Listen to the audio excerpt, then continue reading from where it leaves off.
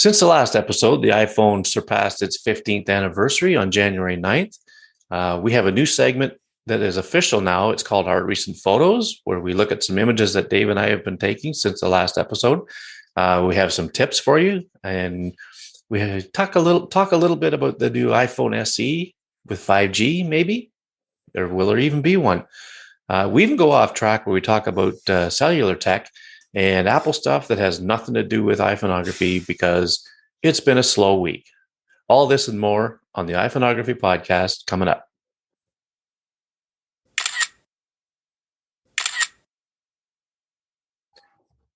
It's Monday, January 17th, and this is the iPhoneography podcast. My name is Greg McMillan, and I have my esteemed co-host, after he shoveled himself out, Dave Podner. Hello, Dave. Hey, Greg. Yeah, it kind of felt like around you with all the snow and the cold we've had in the last day or so. I must admit, though, you have probably 3 times as much as we do right now. Yeah, believe it or not. Well, yeah, we got hit by Izzy. So it's different that they're naming the winter storms in the last couple of years. Yeah, that's kind of crazy, isn't it? You'd almost think they're like hurricanes or something. Exactly. So it's not the result of a hurricane, though, is it? No, they're just naming storms. Just naming storms. I think it's also it's hard to get in the mind of why people do things, but it may be part branding. Who knows?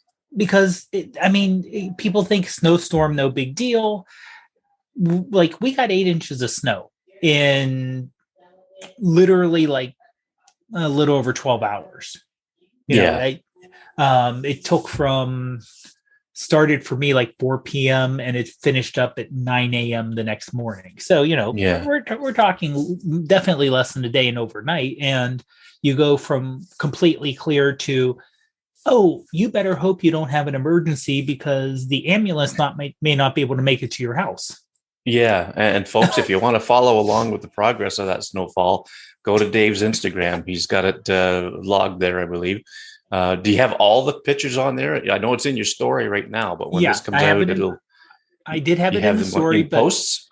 Yes. What I did was, and this is a little minor tip, that if you have a story actually telling a story, which a lot of people just don't, it's just kind of like, oh, here's something that's a throwaway picture type thing.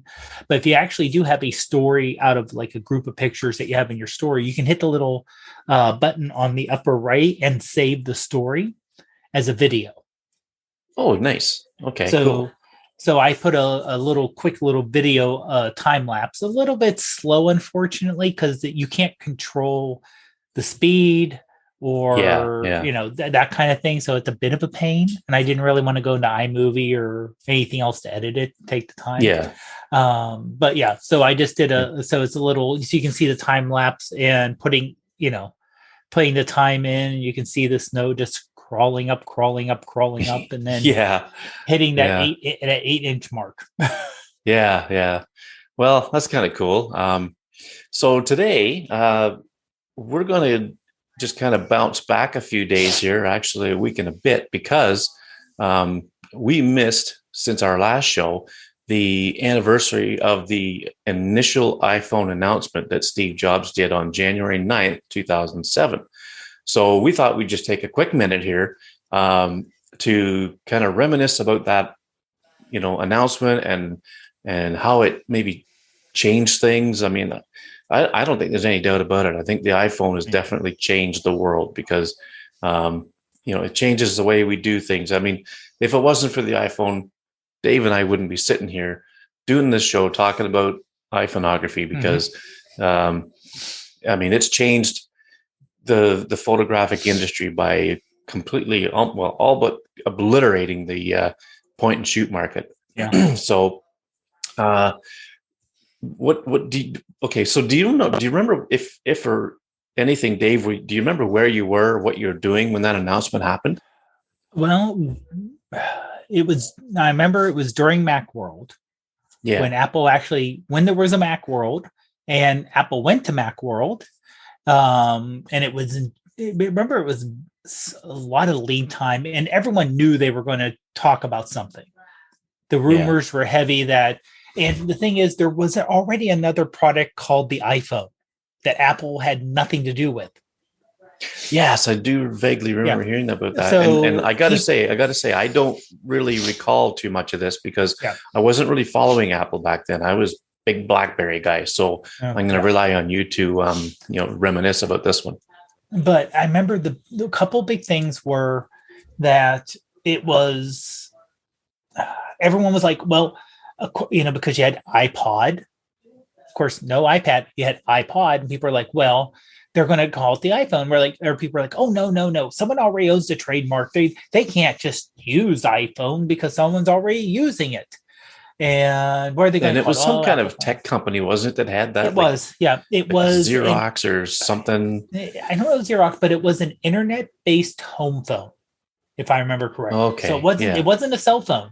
It was a way that you could have a phone, a regular home phone, but it somehow had connected up to the internet so you could get information on it, and it sold. No one sold it. It's literally one of those things of the only reason people heard of it was Apple was going to call something the iPhone, probably. So oh everyone yeah. said, well, is there anything else called iPhone? So Apple can't use it, not knowing. This is the positive and negative with someone like Steve Jobs saying, I'm going to call it iPhone. Well, someone else already owns it. No, I'm going to call it iPhone. We'll get around it. We don't have to worry about that. There's ways around it. We'll pay him off, or we'll do something that, we'll just take care of it. We'll take care of it somehow. So, but I remember there was the buzz, and of course, and anyone can look up the keynote, which is like the icon, like one of the iconic keynotes in Apple history. Yeah, Where he yeah. says, where he goes over, and if you notice, he says a widescreen iPod, Hmm. a mobile phone, and a internet communicator. Yeah, And then yeah. he talks about that. He said, "Are And he you getting repeats it?" it. Yeah. Right. It's not three products; it's one, and we're calling it now. Ask people, do they use their iPhone as an iPod? Yep. Especially like a widescreen iPod. They may use a streaming service like a Spotify or Apple Music or something else. I mean, honestly, those are the two biggies, or YouTube Music. They may use that to listen to music, but they don't download songs to their phone anymore. Really, it's all Probably a streaming. very small percentage of people would do Right, that now, I would think. right, Yeah. right. And the biggest cheer was for the phone. And I guarantee you, most people do not use their iPhones as phones. Yeah, it's funny how that's come It's around, eh? like the smallest little bit. It's, you know, whether it's FaceTime, which wasn't around then, or, with the camera or video, which it didn't have video, or the quietest reaction was the mobile communicator. Yeah, Which, because nobody knew what he was talking about, really. yeah, I mean, you kind of like, well, I had a phone that had, I had a flip phone that had internet, and it was the mobile cell phone internet, which was all text based, no pictures. I even had a phone a little before that that was the handspring visor, which was like a Palm PDA, but it had a module you can add in to make it into a cell phone, literally a cartridge. Oh, yeah. But even that was, I mean, even though that had internet, we're talking early 2000s, late 1990s, low speed internet. So it wasn't like people using it like, because I think still most people, this thing is the most powerful thing they have in their pocket right now. I Oh, mean, for from sure. a Oh, computer they heck have in the yeah. house. Most people, this is still more powerful than the PC that they're using. Either Apple or a Hmm. Wintel machine. Also, the screen was teeny tiny little small compared to what we have now. We thought it was huge. So Yeah, yeah, I yeah. remember when he said Well, that, and you on a recent show, you held up your 13 Pro mhm. Max, and then you held up an old an iPod I'm Touch, reaching out screen here. I'm reaching out screen here. and the iPod Touch sideways to the iPhone I got even better. vertically. I even got better. I had my first iPhone. because Oh, really? this thing was so damaged I couldn't trade it in. Okay. So I still have my 4S. And let me hold it up to the camera here. See, so you can see how. Yeah, it's got a good smash on it there.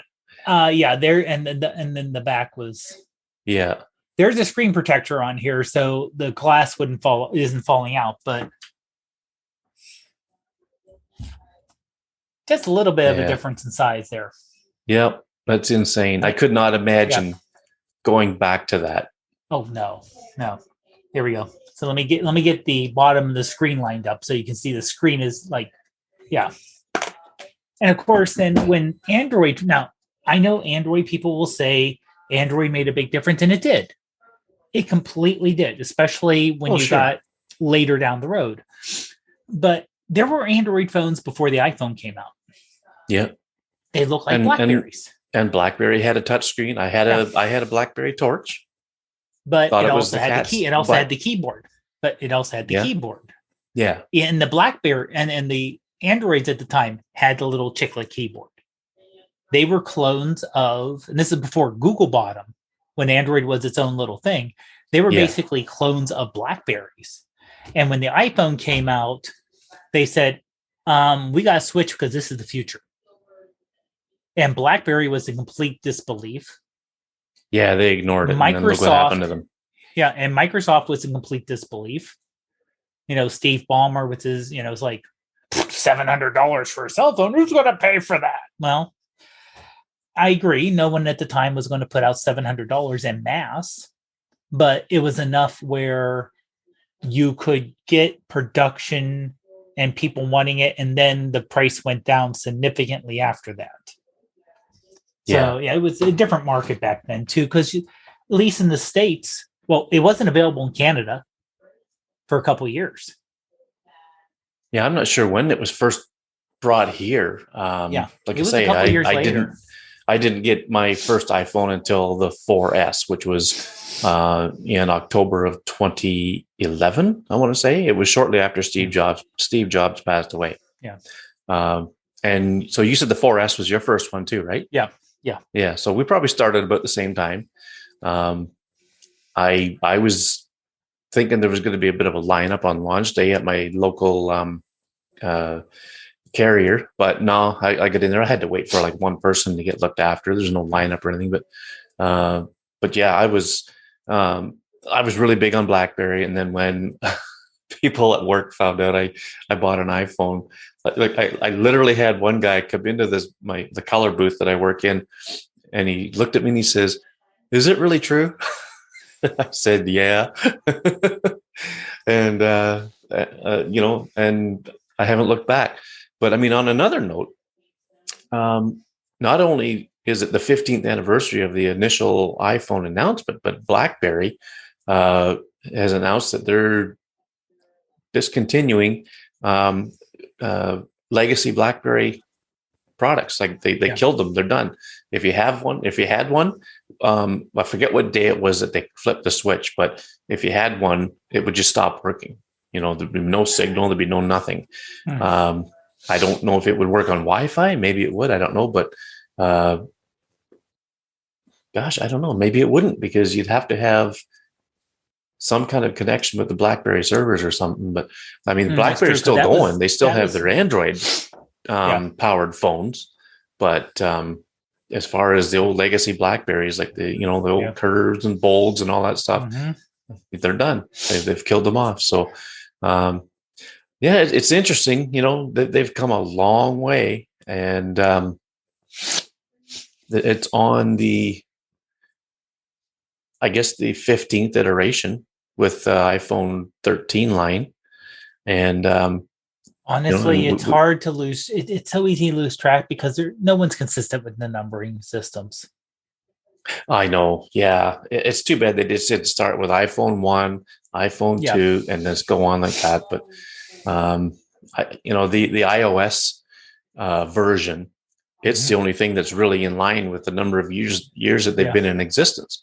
Yeah. And because they're on iOS 15 now, and it's the 15th year since they've announced it. So there's always that to go by. But Yeah. yeah, I just thought it was interesting, and Yeah. you know, uh, good on Apple. They've hit the $1 trillion mark in their market cap and all that stuff. So uh, who knew back then?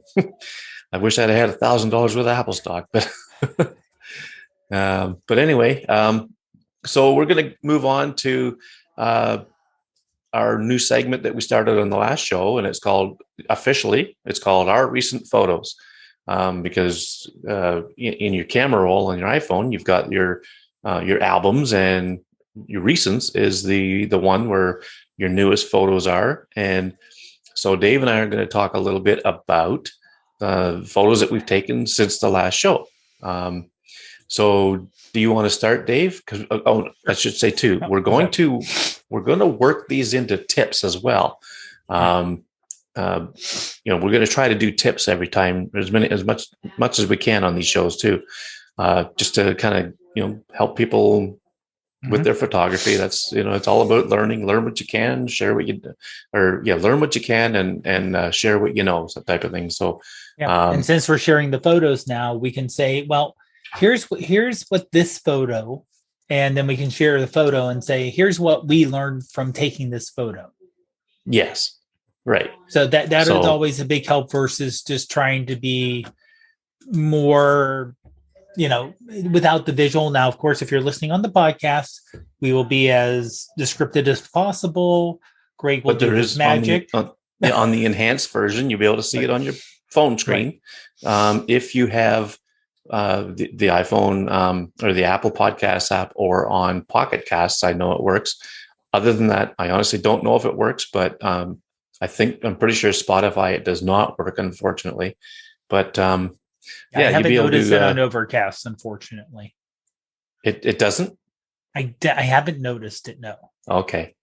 Yeah. So, I mean, but, honestly, most of our listeners listen on the Apple Podcast app. So, all right. So I'm going to share my screen here, and I've got Dave's photo lined up here.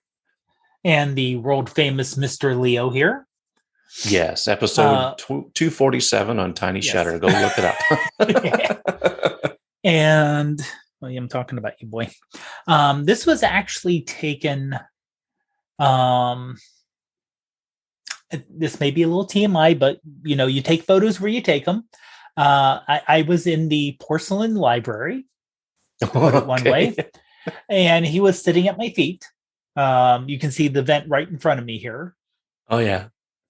So he was just sitting in front of me, and I thought he was just having these really neat poses. And the only light here was the light from the hallway. I didn't have the light on in the room. So I just, kind of very slowly, you can see a little reflection in his eye there, just held the phone there, and it did night mode. Okay. Because it was dark enough, but it turned out really good. It was, I didn't touch the sharpness at all in terms of adding sharpness or adjusting it that way. Right. Yeah. And then I put it in, I'm kind of getting in where I'm in the past was only doing polar. I'm kind of doing a two-step now a lot of times where I'm using Pixelmator Photo because I think it does a really good job with their machine learning. Right. Yeah. But for me, the only, I would say two disadvantages of Pixelmator. I haven't found where you can I only want to adjust the foreground or only want to adjust the background. It's an adjustment for the entire photo. Yeah. And if you're trying to get a mood or a scene or different styles, I'm not finding as much success. Where something like Polar, where they have the styles kind of built in and you can see what other people have done with the community. So I did the Pixelmator, but it made it very, very, very clear, made it a little sharper with the whiskers automatically, nothing overly done, but it made it almost too bright. I still wanted it to look like a night scene. Okay. Yeah. So I threw it into Polar after this and adjusted it so it would have that nighttime feel to it. And other than that, just nothing else. It was just kind of how the photo turned out. Yeah. Well, it does have that nighttime feel because, you could tell it's all artificial light. Of course, clearly you can see the reflection in his eyes. But it does have that, that kind of mood to it that shows that it's definitely taken at night. And I mean, his left eye, which is right in the forefront of the image, it's so dark because obviously it's kind of his head's turned away from the light a little bit, and you can't see the pupil and all that stuff. It looks like his pupil's like as big as his eye, but it isn't. But Well, it's really cool the way. Look to the right. Look to the right of his eye. Yeah, you can Or see a our little right, bit his there. left. You can see a little bit of the iris. So, cats can get their eyes so large, the Oh pupil so yeah, large, and because it was dark enough, and since it was, like I said, I was able to do it without the flash. yeah, So just let his eyes open like that. yeah. That's cool. But you got detail in the ears and the whiskers, and still there's a fair bit of detail in the background, on the looks like a little rug on the floor there. Yeah. You can still see the texture in that, and yeah, Yeah. it looks really good. So your second one, now this is interesting. Yeah. This is when this was a recent 5 mile race I did, the frigid 5 miler, which wasn't frigid. It was more soggy, unfortunately.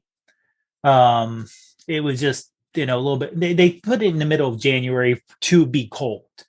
Yeah, yeah, And kind of the unofficial mascot is the you want Yeti, abominable snowman, what do you want to call it? And they're on right. it's on all the medals and all the swag you get. So really nice medal this year. But when I took a picture of it up close, and you can see my thumbprint on the bottom left of how close I was able to get on Oh, there. okay, yeah, Or I don't know if it was my thumb or but fingerprint there. I actually went into Polar and did a couple of overlays on this with the lightning bolts, which just happened to go right through its eyes, yeah, yeah, and the light leak. yeah, yeah, So I yeah. think, That's like I said, for something like this, I made sure at least the color of the metal wasn't weird. It is a white metal. It's got the teal blue snowflake pattern in the background. mhm. But I wanted to do just something fun and unusual with it. And Yeah, Polar has a lot, and this is the free version of Polar, a lot of overlays that you can try out.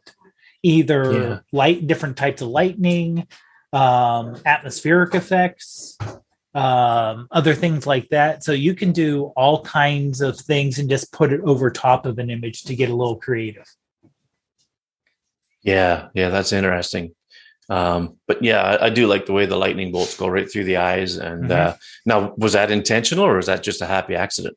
It was, I would say, when I put the lightning bolts there, I noticed that the distance was pretty close to the eye distance, because you don't, at least with when I did the Polar, you can see a generic look of lightning, but until you put it on there, you don't get a real good feel for, okay, this is what it actually, width wise and the adjustments you can do, Yeah, yeah. because you can make it more or less prominent.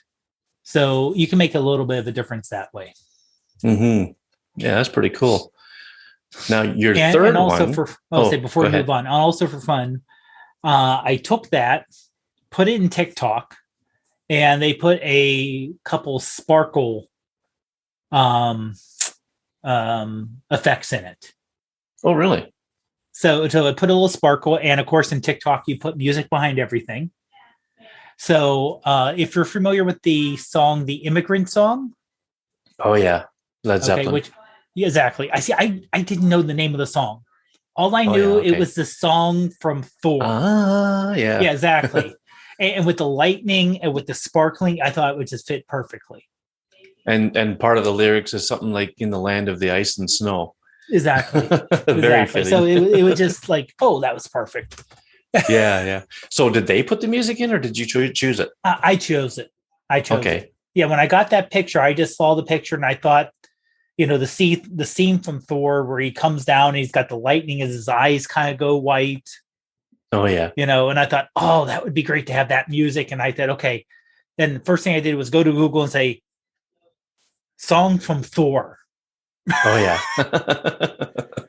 And it was like, oh, you mean this song? I said, yes, that's the song I'm thinking of. Yes. Yeah, yeah. Thank you, Google. Well, that's awesome. So, okay, so now your third image, Yeah, it's going to lead into your tip. Um, exactly. let me And see it's a here. set of 3 images, Oops. actually. There we go. So, Here, so this is the first one. right now, in Pittsburgh, there's 2 kind of famous overlook areas. The one you see a lot on TV is actually a little further down on your right if you're looking at the photo, Mount Washington. Okay, yeah. That's the it's closer. It's more famous. There's touristy areas there. They're the high end restaurants.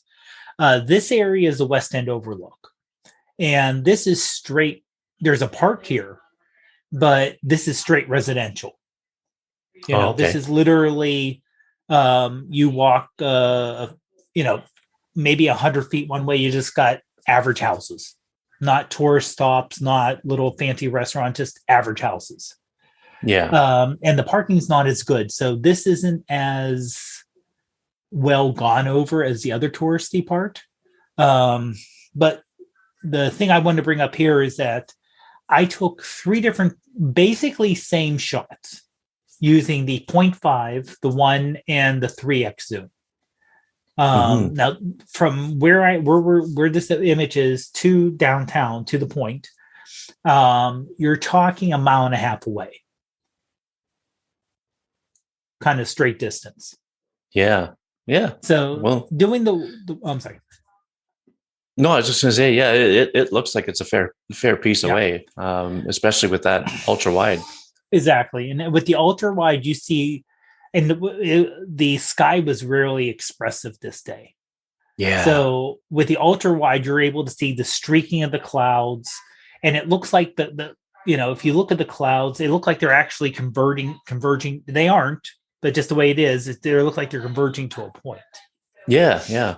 So the fact that you can see not only the downtown area, but if you look off to the left, you can see the Manchester neighborhood, and all that kind of like spread out area where it's the little flat area on the left before you get hills on either side. Yep. And then, Hmm. like I said, this was the 0.5, and this was doing 0.5 and the 16:9 built-in shot, Okay. Yeah. which is, I believe, the 10s or 11 and later that will allow you to do that Yeah. built-in. I believe the 10S can do it. Yeah, the 10 could Yeah. not. My old 10 could not, but Right. this one, but with the newer ones, you can say, I want to take a 16. And of course, if you take a 16:9 shot, it captures everything. So if you want to, reconfigure this and deal with a different crop, you have that image still. Oh, right. Yeah. So if you're like, Yeah. oh, I didn't really want a super wide, I wanted you can go higher and get a different shot. I just like And the almost pseudo panoramic feel of it, yeah, especially with the ultra wide. this would look much better, obviously, in the summertime with the green foliage and that. But I mean, I think the sky really makes it, though. Yeah. You lucked out with that because had it been like completely overcast and solid gray, it would not look nearly as good. No. You'd have to go into Polar and redo the sky. Yeah. But yeah, that's cool. And so the next one. Yeah, this is the 1X. So this is, again, almost the exact same location. I just kind of moved the camera over a little bit to get downtown where it's centered. So you're getting a lot closer. You still see the downtown, but you still see a little bit of the surrounding area. Mm-hmm. So you can actually see the West End Bridge kind of going right in front of us here. And on the left, you can see the football stadium with the yellow seats Oh there. yeah. Yeah. And right in front of that, the thing with the weird kind of like cone like on top, just in front of the football stadium to the Yeah, right. like a funnel kind of. Yeah, that's where the science center is. Oh, right on. Yeah, Okay. That's where yeah, you were and last week then yep, or 2 weeks ago.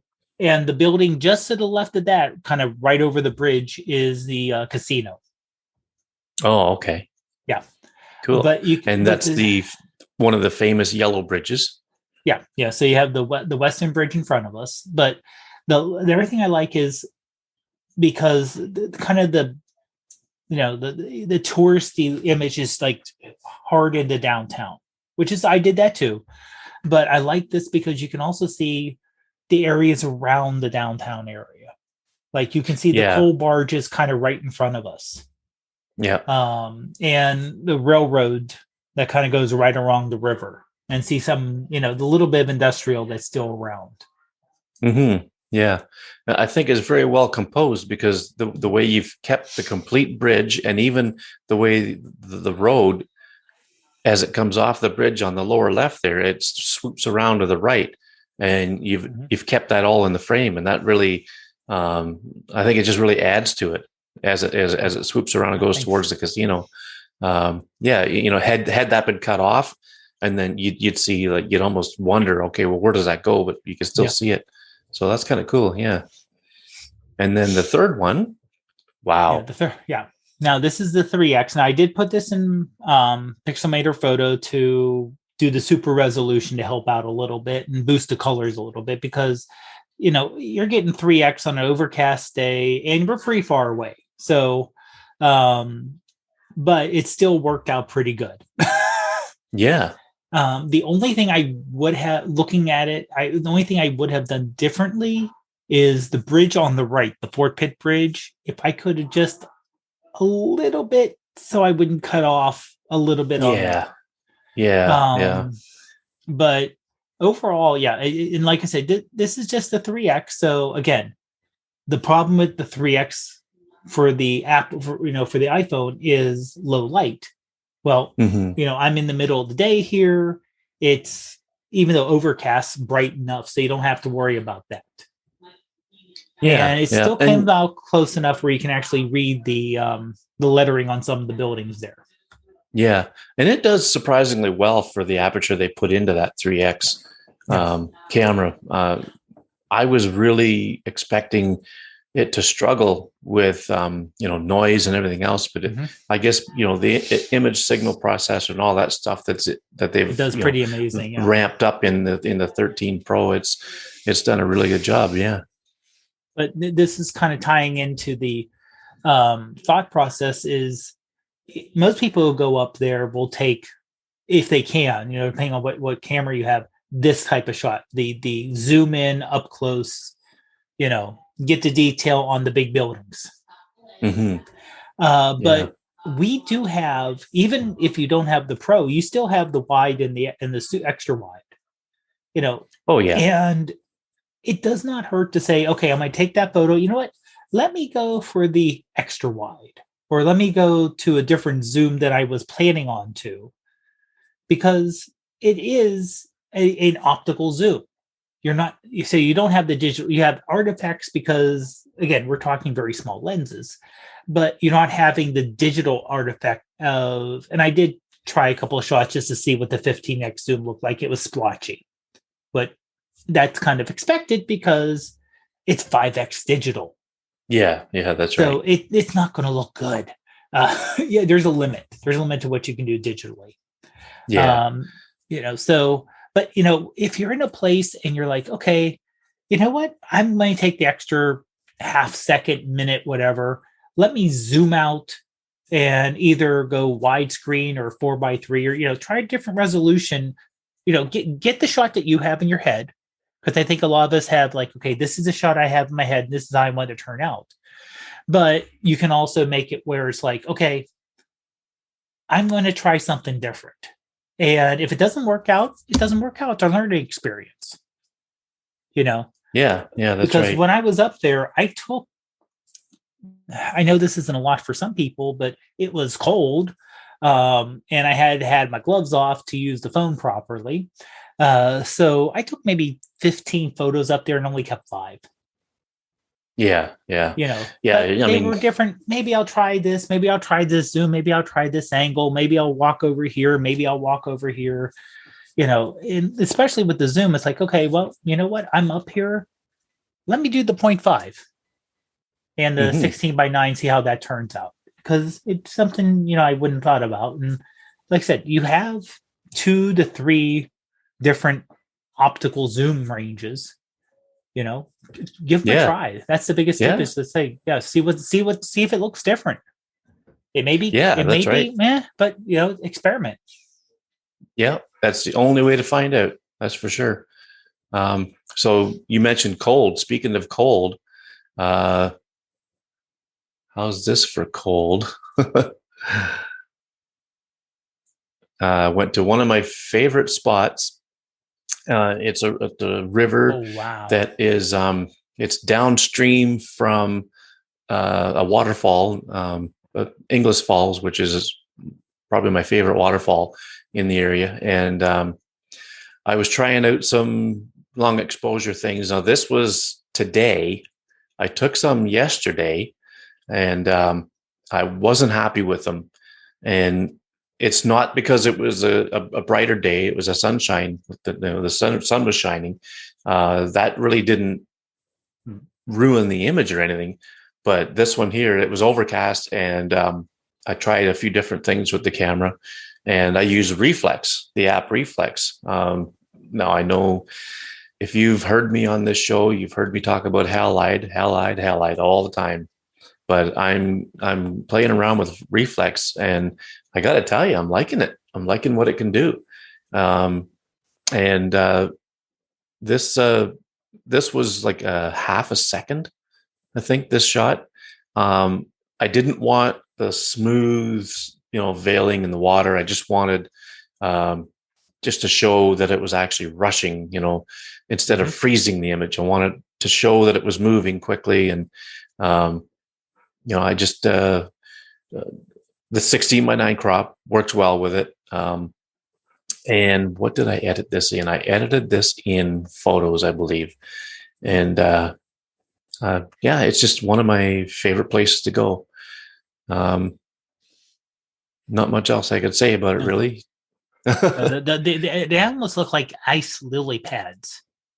Yeah, yeah, that's I find that with ice, um, when the water's moving so quickly behind it, and it just looks like it's floating above it almost. Yeah. The next one, this was yesterday when it was like minus 18 Celsius. It was very, very cold. My hands were numb by the time I got finished taking pictures, but this is at the same spot. So this is a little bit upriver from it, not far really. There's a walking trail that goes up there, and people have been walking it. It's well trampled down. But the way the sun was shining through the trees and landed on this pine tree, on these branches, it just really caught my eye. And of course, I did some editing on this, but basically, I wanted to bring out some of the detail in the tree trunks behind.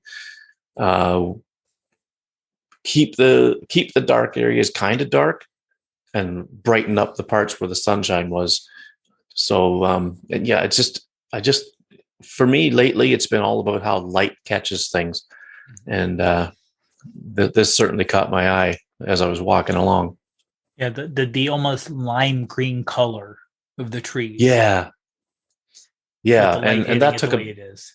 that took a bit of doing to get that too, because in I believe it was Pixelmator Photo. Um, I played around with, in the color section of the app, you can select different colors, and I selected green, obviously, and I played with the bright the luminance and the saturation, not Mhm. so much the hue or whatever, but I find just the luminance, lightening or darkening the color can make a big difference, especially in Yeah. in a situation like this. And then, of course, saturating it, that helps too. And then I think all I did other than that was sharpen it a bit, and I might have added a very, very slight vignette. but but yeah, just the way the sun was shining through it just caught my eye. And then there's this one. Um, this is a portrait that I call Resistance.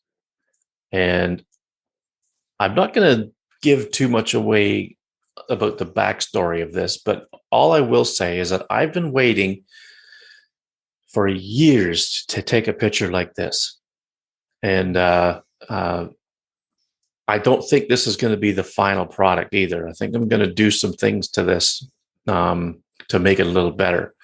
But this is a guy who is retiring from work, and I asked him quite some time ago if I could take his portrait before he cut his hair and shaved off his beard, because I call it resistance because he's resisting the temptation to do that. And this was, he hasn't shaved or cut his hair since the beginning of, you know what, basically since March of 2020. Wow. And when he's going to cut his hair or shave, I don't know. I couldn't tell you. But it was a very quick impromptu photo session at work. He was out at the press I work on, and I just had, he says, "Do you want to do that picture?" Yeah. So portrait mode, and I did some editing in photos and moved it over to Lightroom. But like I say, I'm going to try a few different things to this before I say that this is the final one. But yeah, I've been wanting to take. Oh, and part of the editing process of this was to give it a little hint of the dragon effect. The dragon effect is a look, if you will, that was created by, I believe his name is Andre Dragon. He's a Polish photographer, artist, physicist, and you've seen these photos where the contrast is so heavy that you could just really see right into the wrinkles and crevices in someone's skin and on their face. Usually it's like a kind of a rough, tough kind of person with facial hair or something that that photographers are giving this look to. And that was kind of the inspiration for this one. I really wanted to emphasize, like he's not a rough character by any means, but I wanted to make him look that way with this dragon effect. And it really worked out well. I was really pleased with the way it worked out. But again, I'm gonna play around with it and see if I can do some more things to it. Portrait mode did amazing with his beard. Yeah. I mean, especially when you get with the extra little hairs that go off out of the more of the mask, outside the mask, but you're not really losing. And portrait mode's gotten a lot better. That's some of the things that it can actually catch, where in the past it didn't really catch it real well.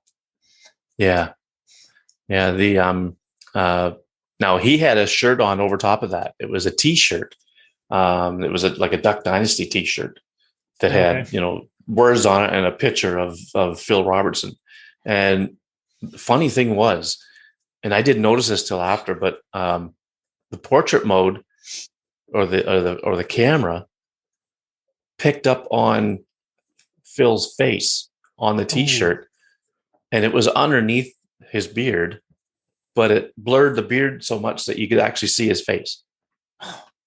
That's weird. But then this guy, he said, I have a black T-shirt on underneath this. Would that work? And I said, yeah, let's try it. So he took his second shirt off, and it worked fabulously. Yes. This that really emphasizes his face. Yeah. By having just more of a plain, I don't want to say plain because the gray background behind his head, it has some, it's some different colors and brightness to it, but more of a neutral behind his head. Yeah. And there's no special lighting on this. This was just the lighting that we use at work, and it just really worked out great. So I put this thing on Flickr, and later that day, I got a notification from Flickr saying that we would like to put this in the In Explorer group on Flickr. Wow. So I hit accept or whatever to let them do that. Yeah. Or no, maybe they just went ahead and did it. I can't remember. But since then, it's got 6.4 thousand views and 163 people have added it as a favorite. So that's Wow. that just, that's my shot of the year. I tell you, I'm so pleased with it. And, it's like I say, I've been waiting years to take this. So I'm glad that I'm thankful to the guy. I'm not going to mention his name because I don't want to give his identity away completely. I mean, the people that know him will know who he is, but I'm so thankful that he allowed me to take this photo because, like I say, he's retired, and when I would get the opportunity again, I'm not sure. So, thank you, Mr. Resistance.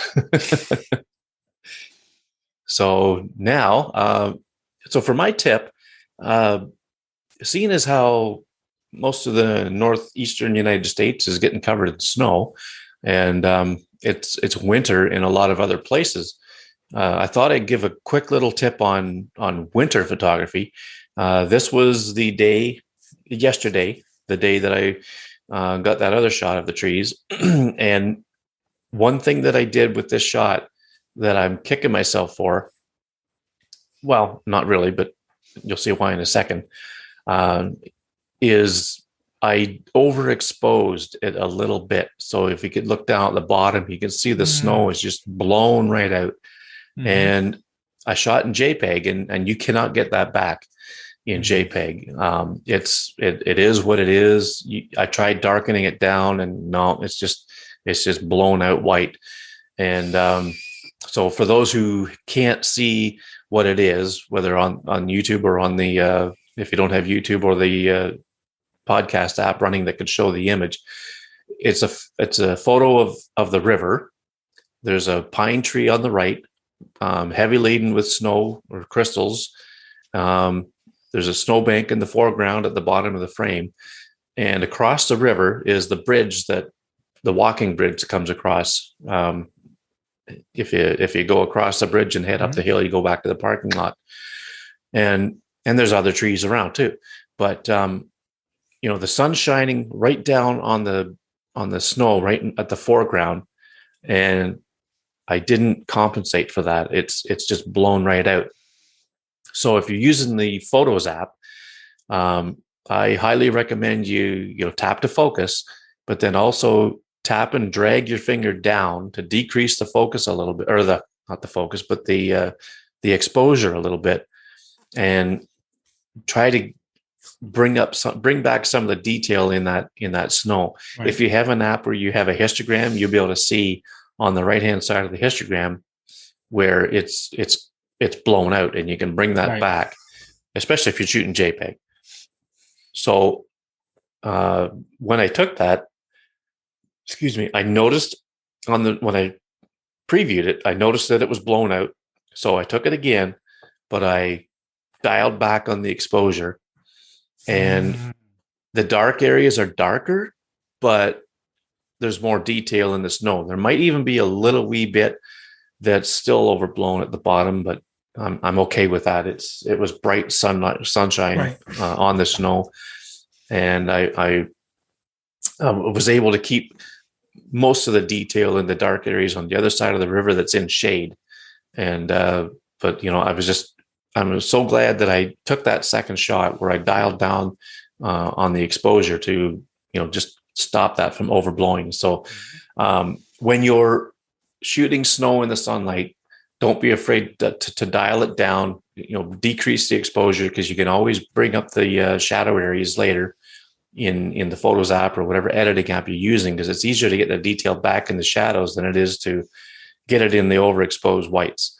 And if it's a cloudy day, while we're talking about snow, don't be afraid to take the exposure up a little bit to make the snow look a little whiter, but be careful not to overexpose, because on a cloudy day, I mean, digital cameras try to put everything to an 18% gray. And that's what the snow is going to look like. It's going to look gray. So if you want your snow to look white on a cloudy day, you will have to overexpose it just a little bit. But, just move that slider around, your exposure slider on whichever app you're using, and make sure you get that brightened up a little bit. So that's my tip for winter photography. Trying to get the snow looking the best that you can. Yeah, and I would only say that, let's say you're somewhere where you don't experience winter. Mm-hmm. Excuse me. This would still be good for like beach photography, because I imagine you would have the same problem where you have something that's highly reflective, very light tone that will just make everything bright back in your face. Yeah, that's right. And waves, right, Dave? If you got a lot of big waves with the with white caps and that, it's hard to nail them when they're moving so quickly, but you get a pretty good idea of where your exposure's got to be at to make them look the best it can. Mm-hmm. Yeah, so that's our tips and our pictures, and it's a slow week, I think, for us this week. We were just saying before the recording that it's kind of mid-year. The next thing that's rumored to come out is the SE. What did you say about that, Dave? It was they're barely talking about the 2022 SE, believe it or not. Yeah, because it's just the rumors are going to put 5G on it, which makes sense. Yes, that's right. They're going to change the radios out for 5G, which that'll hit battery life, because the 5G batteries are worse than the LTE in terms of the not the batteries, but the actual radios are a lot more power hungry. It's still not 5G everywhere, and it's not like ultra fast 5G. The type, like the millimeter wave. Yeah, where it's like, I'm standing here now, I moved 1 foot and I lost it. And it's still like that in a lot of places. But do you honestly think, just on a side note here, do you honestly think that's really going to fly? Do you think they're going to be able to put that kind of infrastructure into place? They could. There's nothing technically stopping them. Now the question is, just a lot. Will they put out the money? Now in certain locations, yes. You and me at our home locations, no. Yeah, cities, I can't see it either. Cities and near sporting facilities, yes. Even though when they started to roll out the millimeter 5G, they were going for, at least in Pennsylvania, for Philadelphia, and that makes sense. It's like almost 2 million or 1.5 million people in the city. So, having that in the city center, and there's tons of universities down there, so I could see that. And I want to say King of Prussia, PA, which, I'm not saying anything bad about the location, King of Prussia, but it's known for having a large mall and not much else. And being a suburb of Philadelphia. Yeah, it doesn't have like a large of anything else. But kind of lost in that was, if we were like, guys, we're the second biggest city in the state, and our counties almost, Philadelphia County and Allegheny County, where I'm at, they're not that much different in size. And it's like, would you like to put something here, maybe, please, over here, western part of the state? I gotta wonder if that. I have to wonder if that millimeter wave would just actually eat up the battery life. Like if 5G is kind of hard on it. I think it would start to eat up battery life, but for it to work, you really have to put it somewhere where you have a critical mass of people. So, I said, I could see near arenas and stadiums. Mm-hmm. Yeah. Even though like a hockey arena will have Wi-Fi per se versus that, but like an outdoor football stadium, a baseball stadium where, like I know the local stadiums here are small. The football stadium's 60 some thousand. Baseball only holds like 38 or so. So it's not like bigger cities where they have exceptionally large, like AT&T Stadium down in Dallas, where the Cowboys played. It holds 100,000 people. Now that being said, would I can see this is getting this is getting but I can see them putting the money into that for a marketing, because people are like, "Oh my goodness, it's so quick here. I am shocked how quick it is." And they go home and how much slower it is. And they're like, "I gotta get me some of that." so, and we're not gonna beat this one too hard to death here, but with okay, let's just say, for instance, they put it in a stadium with 50,000 people. If you've got even 30,000 of those people with a phone capable of that speed, Yeah. and they're all using that network, I don't know if there's enough pipeline in that small area to be able to handle that. You know what I mean? I would say there's ways around it, and it would take a lot of money and a lot of infrastructure put into it. Yeah. But I could see that. Again, it's just 100% marketing, because most arenas are used more than anything else in my mind are baseball stadiums, because you have 81 home games a year. Yeah. Where football, at least American football, you have 8 or 9 home games, and you got preseason, which is another 2 probably at most. So you only use it for football 10 times a year, out of 365 days. Baseball, at least you got 80 some games before out of the whole thing. Hockey is a little different because it's indoor, and I know a lot of places try to push Wi-Fi, but yeah, unless you get like a critical infrastructure, or you need that dense, straight, dense, and you need a line of sight. Yeah. Millimeter wave dies if you don't have line of sight. So something like a arena or football stadium or baseball field, that definitely would help. And then maybe using that as a springboard. But that before we're all like, oh my goodness, I got gigabyte speed on my cell phone. There's I feel sorry for the guys. I'd feel sorry for the fans who have to pay for those. What do they call them? Obs view seats. They're obstructed view. They're behind the foul pole or something. That would be just enough to drop that signal. Oh, yeah. But anyway, So I mean, who knows? I mean, like technology. But like you said, we're kind of in the, for at least for Apple, they may come out with a spring phone, but the SE is never a big splash phone. I'm not saying it's a bad phone. It's not a splash phone. It's not no, especially this year. I think Apple's going to concentrate on iPad, MacBook Pro, MacBook Air, Mac Pro. The cheese grater. The cheese grater. Oh, do you think it's going to come back again? Well, so soon? Currently they have the cheese grater, right? They have the Intel cheese grater, though. Yeah, they got rid of the trash can. They brought back the cheese grater.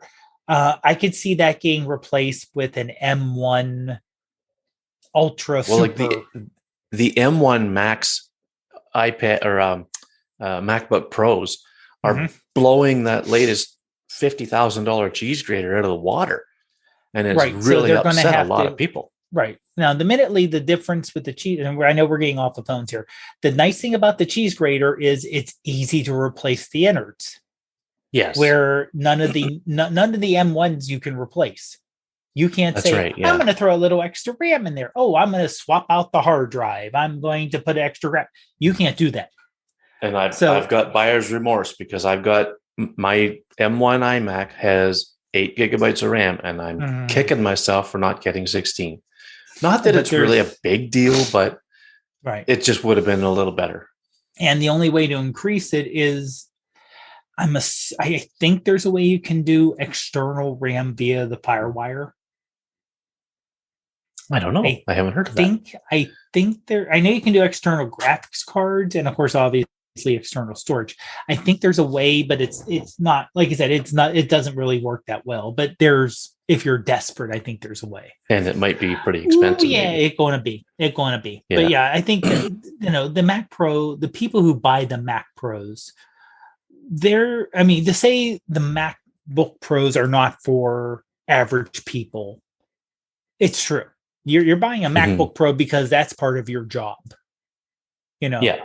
I have a friend who does video producing for local wrestling shows and other things.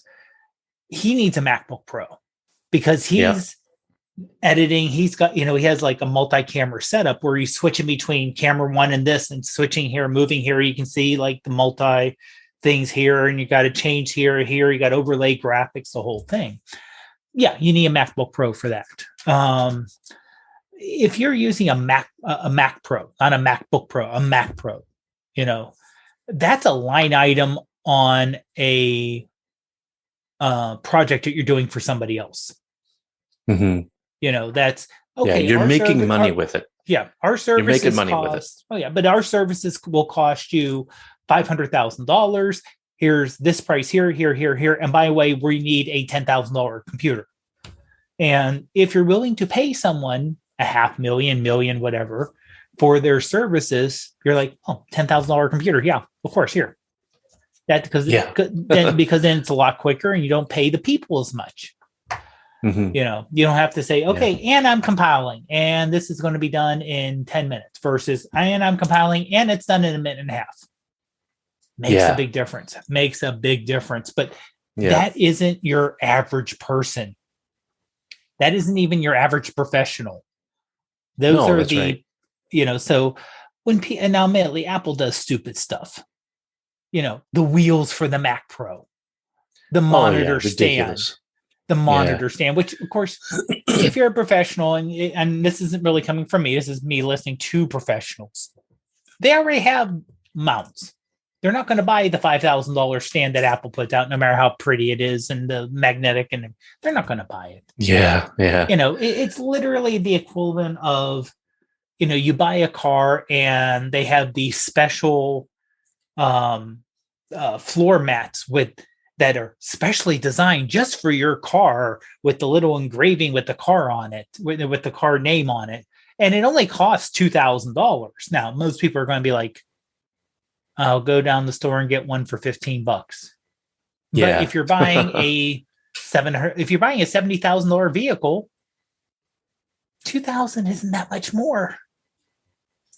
Yeah. Same Yeah. thing with the professionals and the Mac. So I mean, but I like I said, I can see Apple pushing that, and there's rumors around the 14, and honestly, we're so far out. Whether they're going to go Yeah. with a punch hole or a pill and a punch or keep it, and which one has which, we're so far out, it doesn't make any sense to think about it right now. Yeah. Yeah. That's right. Yeah. We'll pay more We attention to keep an eye them. on it though. Yeah. Oh, sure. Yeah. If something really solid comes up, that looks like it very well could happen, we'll discuss it a little further then. But I think we're still far enough away that if you need a new phone, get the best one you can afford. Oh yeah. Yeah. Don't wait. Honestly, no. Don't And hold it. honestly, if you're to the point of if you think I don't know, I don't need the Pro, I can survive with just the plain 13. The 13 is a great phone and it's a really good camera. Not as good as Pro, but it like Bruce's phone takes really good photos. It sure does. If it's a matter of, well, my budget's this much and I'm seeing what they're offering and I need a new phone because my own phone's dying and they can't really fix it, or it's going to cost $500 to fix it. So might as well get a new phone and trade in what I have. We're far enough out. Get the phone you need. Yeah. Yeah. Don't wait for the next one just yet. So when we hit August, that's something different. Yeah. That's right. Well, I would say we got ourselves a show, Dave. Tell people where they can find you. Sure. You can find me on Instagram and Twitter as Prof Pod. And if you want to see me really experiment at stuff, you can find me on TikTok as Dave Podner Jr. All right. You could find me at, let's see. Well, the best place to find me, where it goes everywhere, is about.me/McMillan. And there's links to everywhere on there. And I believe there's even a link to my website that I've been working on. I'm updating it and trying to make it look a lot nicer. And it's shot on iPhoneonly.com. And I've been putting some more recent pictures on there and trying to make it worth keeping. So you can check that out. And this show lives on iPhoneography.ca. It's on Anchor.fm and Spotify, Apple Podcasts, just about anywhere where your podcast feed could pick it up. And for the listeners who are not watching the YouTube channel, we're on YouTube. Just look for the iPhoneography podcast, and you'll find us there. And check out some of David Addison's stuff. He's got his own playlist on the channel, and check out his own channel too. Just look for David Addison on YouTube. He's got some really good stuff there. So I guess that's about it, Dave. Guess we'll see everybody on the next one. Have a great one, everyone.